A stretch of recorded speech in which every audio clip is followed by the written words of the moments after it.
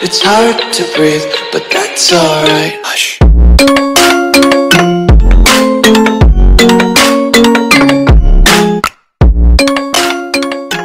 Assalamualaikum, kembali lagi di Hafiz Automotor. Kali ini saya akan berbagi pengalaman penyebab dari mobil Kijang Super G tahun 94 milik saya ini mengalami berebet atau sering disebut mesin ngeginjal. Cuman memang kasusnya kasus yang tidak terduga, Mas Bos, yang mungkin kasusnya hanya kasus sepele saja. Yang saya pikir seharusnya datang ke bengkel, ternyata hanya dengan memeriksa sendiri kasusnya selesai. Kasusnya sangat tidak terduga, kawan-kawan. Kita saksikan apa saja kasusnya atau kasus sepele yang bisa menyebabkan mobil Kijang Super G tahun 94 milik saya ini mengalami mesin ngeginjal atau berebet.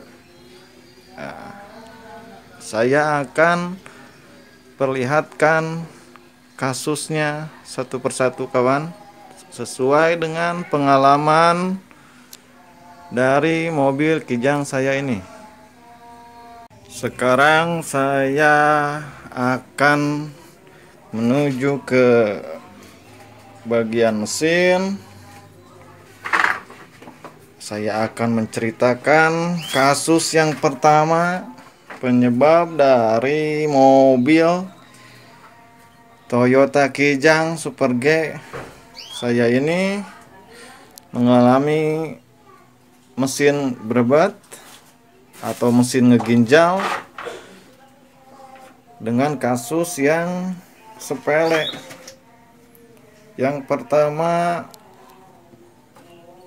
saya pernah mengalami mesin yang berebet, benar-benar ngeginjal, mesin bergoyang. Datang ke bengkel dan bengkel pun mendiagnosanya salah. Bengkel memperbaiki bagian karburator. Mungkin dia mengira di daerah karburator lah yang menyebabkan mesin Kijang saya ini berebet. Akan tetapi setelah saya pulang dari bengkel, saya coba lagi, mesin masih ngeberebet, dan saya mulai mendiagnosa sendiri. Ternyata kasus pertama waktu itu, penyebab ngeberebetnya itu adalah kerusakan di vakum delco. CDI saya ini delco saya ini sudah berubah menjadi CDI. Waktu masih menggunakan delco platina, kerusakan pada waktu itu yang menyebabkan mesin mobil ini berebet adalah vakum delco-nya di sini. Setelah saya periksa, dan yang uniknya, kalau terjadi kerusakan di vakum delco, ciri khasnya itu adalah di selang ini nih. Di selang dari vakum delco ini yang menuju ke bagian karburator, dia suka disumbat sama bengkel. Dia suka disumbat. Nah, itu adalah salah satu ciri khas sebenarnya dari kerusakan awal vakum delco. Dia cuman memodifikasi saja Bengkel cuma memodifikasi saja bagaimana caranya supaya si vakum delco yang sudah rusak ini, yang sudah tidak bisa berfungsi lagi, dengan cara menutup di daerah sininya. Sudah tidak ada lagi sedotan udara atau kevakuman di sini nih. Nah, yang menuju ini nih, yang menuju sini nih. Nah, yang menuju ini. Nah, itu udah merupakan ciri khas dari kerusakan dari vakum delco. Lama-kelamaan ya akan terasa berbet, karena sebenarnya seharusnya tindakan yang sebenarnya bukan mengganjal daleman si vakum ini. Sebenarnya tindakan yang benarnya itu yaitu mengganti dengan vakum delco yang baru ya, vakum delco yang bagus ya, merek Denso seperti itu. Itu kasus pertama mobil Kijang Super G saya ini berbet, yang saya datang ke bengkel pun ternyata bengkel pun salah mendiagnosa. Dan setelah saya ganti vakum delco-nya dengan vakum delco yang baru, kasus berbetnya hilang. Seperti itu, Mas Bos semua. Itu kasus yang pertama. Nanti saya akan ceritakan kasus berikutnya. Silahkan saksikan terus kasus sepele apa yang menyebabkan mobil Kijang ini mengalami mesin berbet atau mesin ngeginjal.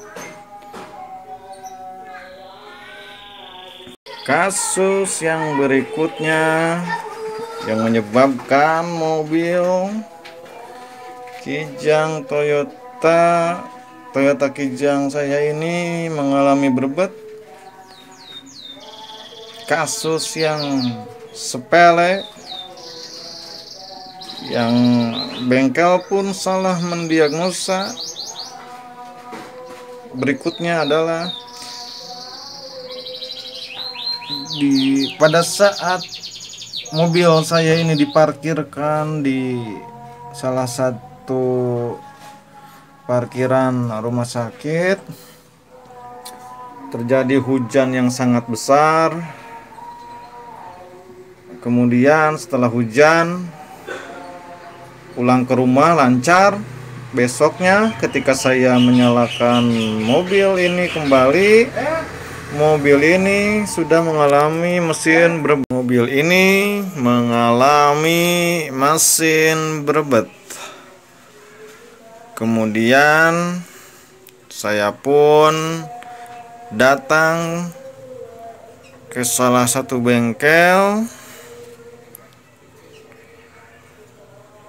dan ternyata kasusnya sangat sepele sekali. Saya berpikir sudah jauh kemana-mana, mungkin saja karburatornya, atau mungkin saja mesinnya, atau mungkin saja delco-nya rusak. Saya berpikir harus mengeluarkan dana yang cukup besar. Dan ketika datang ke bengkel, ternyata kasusnya sangat sepele sekali, Mas Bos. Jadi di daerah tutup delco saya ini terjadi pengembunan, Mas Bos. Terjadi pengembunan air di sini nih. Di daerah tutup delco ini terjadi pengembunan atau penguapan air. Ini yang menyebabkan kasus kedua mobil Kijang saya ini mengalami mesin berbet. Solusinya pada waktu itu dengan dikeringkan ya, menggunakan tisu ya pada waktu itu. Kemudian berhubung di bengkel menggunakan kompresor juga, seperti itu sampai kering. Dan mesin pun Mesin pun lancar, tidak terjadi berebut kembali. Namun terjadi kembali dan terulang kembali ketika saya memarkirkan mobil ini di salah satu parkiran dan terjadi hujan kembali dan terjadi berebut kembali, dan saya lihat ditutup delkonya ini terjadi lagi penguapan, terjadi lagi pengembunan yang menyebabkan mesin mobil saya ini berebut kembali.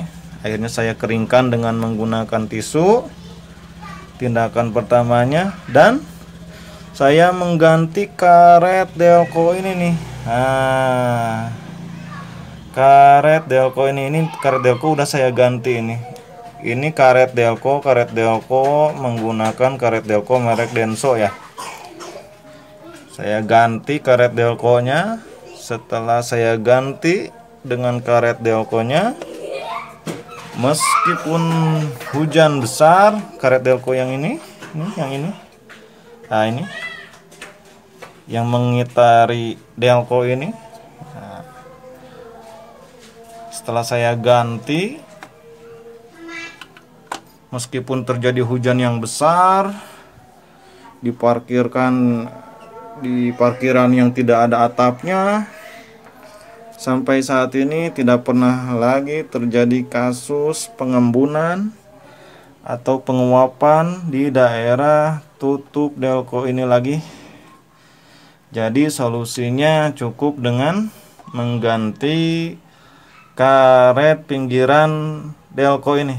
Ini ada di online shop nih, merek Denso. Saya beli dan sampai saat ini tidak pernah terjadi lagi pengembunan atau penguapan di daerah tutup delco. Untuk kasus sepele berikutnya yang menyebabkan mesin mobil saya berebut adalah terjadinya kebocoran di daerah kabel busi ini. Nah, di daerah kabel busi ini. Pada waktu itu saya mencoba untuk mencari tahu sendiri, tidak sampai datang ke bengkel apa yang menjadi penyebab berebut mobil kijang saya ini. Jadi caranya adalah ketika di malam hari mesin saya panaskan dan mesin berebut, saya cari tahu, sengaja lampu rumah depan saya matikan, mesin mobil saya nyalakan, dan benar saja di daerah kabel busi ini ada percikan api. Ya, percikan api atau percikan sinar di sini nih. Itu merupakan salah satu cara mendiagnosa terjadinya kebocoran di kabel busi. Dia terjadi percikan api atau percikan sinar listrik seperti itu di daerah kabel busi. Bisa terjadi di kabel busi 1, 2, 3, 4, dan kasus saya ini di kabel busi yang nomor 3 pada waktu itu. Seperti itu cara pemeriksaan terjadinya kebocoran di kabel busi ya. Jadi dilihat dalam keadaan gelap. Nah, dalam keadaan gelap kita perhatikan satu persatu kabel businya, apakah terjadi percikan api di daerah kabel busi atau sinar listrik seperti itu. Jika memang terjadi percikan api atau percikan sinar di daerah kabel busi itu, maka dipastikan sudah terjadi kebocoran di daerah kabel busi, dan solusinya yaitu dengan cara menggantinya. Seperti saya ini yang nomor 3 ini, saya ini beda satu ini karena memang saya ganti karena yang sebelumnya terjadi kebocoran di daerah kabel busi itu. Pada waktu itu saya sudah membuka busi satu persatu yang busi 1, 2, 3, 4 saya cek semuanya, karena kemungkinan terjadinya berebet itu terjadinya jelaga di daerah busi atau kotoran hasil dari pembakaran. Ternyata setelah saya buka busi semuanya, businya bagus semua, tidak ada jelaga sama sekali. Alhamdulillah, berarti tidak ada terjadi kerusakan di daerah mesin. Kalau terjadi jelaga di daerah busi, berarti kan adanya proses pembakaran yang tidak sempurna ya, atau masuknya oli atau borosnya bensin masuk ke daerah pembakaran dan terjadi jelaga di daerah busi. Alhamdulillah, pada waktu itu saya bersyukur, berarti penyebabnya bukan itu. Kemudian saya cari lagi dengan cara mematikan lampu. Saya periksa pada waktu malam hari dan ternyata benar saja kasusnya seperti itu. Terjadinya kebocoran di daerah kabel busi. Seperti itu. Kasus-kasus yang sangat sepele sekali. Kasus yang tidak terduga yang menyebabkan mobil Kijang Super G tahun 94 saya ini mengalami berebet. Kasus yang seharusnya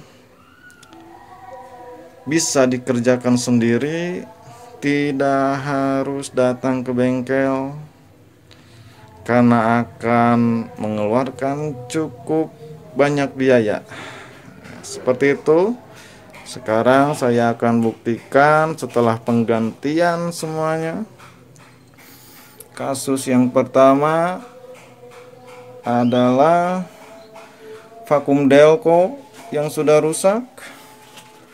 Saya ganti dengan vakum delco yang baru, dan sumbatan di daerah kabel atau selang vakumnya ini sudah saya buang. Jadi itu modifikasi bengkel yang menurut saya cuman sementara saja, sudah saya buang. Kemudian terjadinya pengembunan atau penguapan di daerah tutup delco. Dan solusinya adalah mengganti karet delco-nya ini, dan selesai sudah. Kemudian terjadinya kebocoran di kabel busi dengan cara diperiksa malam hari, adanya percikan api apa tidak di daerah kabel busi. Dan saya dengan solusinya dengan cara menggantinya yang baru. Sekarang kita buktikan seperti apa kondisi mesin mobil Kijang ini. Sekarang kita coba menyalakan mesin mobil ini, apakah masih berebet atau ngeginjal setelah penggantian kasus-kasus yang tadi sudah saya jelaskan. Mesin langsung menyala, starter tidak panjang, pendek sekali. Itu sudah ada di pembahasan konten saya sebelumnya ya. Kenapa starter mobil Kijang saya ini pendek, tidak panjang, sudah saya jelaskan di konten sebelumnya. Kita lihat mesinnya seperti apa, apakah masih berebut atau ngeginjal atau sudah mulus. Mesin sangat mulus sekali, tidak ada berebut, tidak ada ngeginjal, sangat mulus sekali. Demikian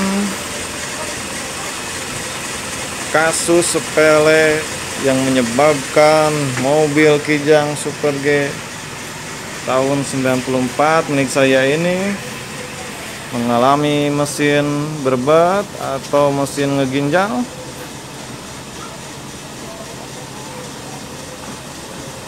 Tetap di channel Hafiz Automotor untuk menyaksikan permasalahan-permasalahan dan konten-konten tentang mobil Kijang Super G tahun 94. Assalamualaikum.